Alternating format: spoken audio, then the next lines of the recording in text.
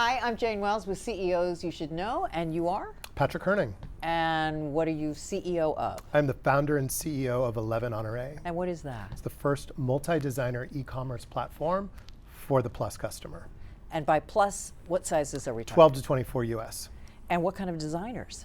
Every major elevated luxury designer you can imagine. How do you end up in fashion, and why plus size? So there's a great story that connects the dots. So Silicon Valley for 10 years, late 90s, super successful back-end e-commerce transaction processing software company.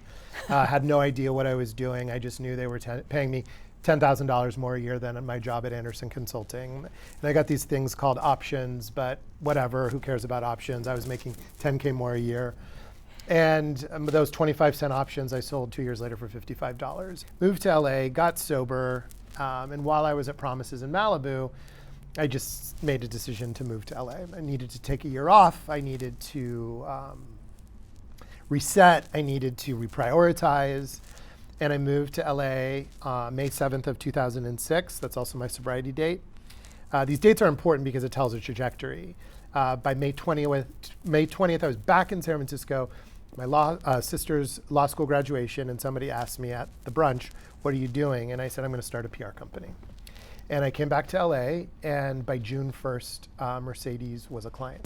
Beginning of 2016, I disengaged, started consulting, and I worked on a project for Marina Rinaldi. And it was really through that engagement that I saw the opportunity. And at that point, Net-a-Porter had been a client of mine for 4 years, and understanding multi-designer e-commerce platforms, understanding the white space after working with Marina Rinaldi, marrying the two together and coming up with Honore. Explain Marina Rinaldi. Marina Rinaldi is the only luxury global plus player out there. And was there a plus size person in your life? I mean, was there like an emotional connection outside of the business? You know, the connection really comes from not so much ever thinking I can understand what it's like to be a plus woman, but can relate to marginalization as a gay man. And, you know, a gay man in his 40s is very different than, you know, a gay man coming up professionally today. And, you know, having that sense of, you know, judgment around who you are for being who you are. And so I share that with the customer, and it's that bond that has connected me to her much more so than actually about the clothes themselves. How much of your own money did you have to put in? That's a good question. I matched our angels, which was around $50,000, through sweat equity and, you know, getting the idea off the ground. Are the price points higher? If they are indifferent to the customer. I made a commitment from day one that if we get an upcharge, we will take a shorter margin, because this is a customer who's been marginalized on the retail floor. She's not going to feel that way when she comes to Honore. Was there a designer, you don't have to name names, a design house that you called and they never clicked? I mean, the list is a mile long, but I made a commitment to myself to keep my mouth shut. It's none of anybody's business. Those are my conversations that I keep confidential, knowing that ultimately everybody's going to come around. How many employees? 25. What were revenues last year? How fast are they growing this year? We grew 100% quarter over quarter in 2017, and we're 4Xing the business this year. I think I saw $2 million in sales for last year. You did not see that? Are you seven figures? Yes. Okay.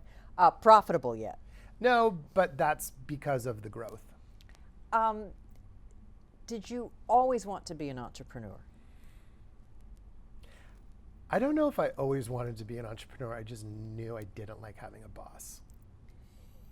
What's the biggest mistake as a boss you've made? Not listening to myself. You just kind of said in passing, you know, got sober, was it Passages in Malibu? Promises. Promises in Malibu. Congratulations. Yeah, you know, I don't say it for congratulations. I mean, you know, my dad gave me some great advice. He's like, you don't get a hall pass for doing the right thing, which I love that advice. I say it for accountability. I've always said it. I'm proud of it. Yeah. I think when you... How has that changed you as a person and as, it's as a manager? changed everything. I think the biggest gift sobriety's given me is the ability to be truly self-aware. And I think as a CEO and founder, the most important thing you can do is raise your hand when you don't know what's going on and ask the question. Like, I'm great at brand, I'm great at this, I'm great at that, I'm not great at that, I need help. You opened New York Fashion Week and you closed the show with Laverne Cox from Orange is the New Black. You know, the thing about Laverne, that fall, beforehand, the CMO, who's now gone, Victoria's Secret, talked about his fashion show, and Victoria's Secret fashion show is all about fantasy, and in that fantasy there's no room for curvy women, there's no room for trans women. And as a gay founder, it's like, that I found that so vile that that one would sort of speak on behalf of a brand that way, especially in this day and age. And the Laverne thing was super organic. We knew her stylist. I planted that seed and I said, look, we're a startup. I'm sure she's asked to do this all the time.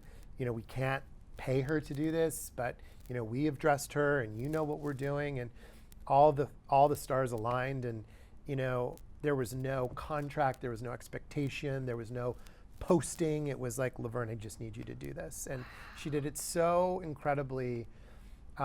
It's like, and it wasn't even like, I didn't even know what she was going to do. It was like, she's just closing the show.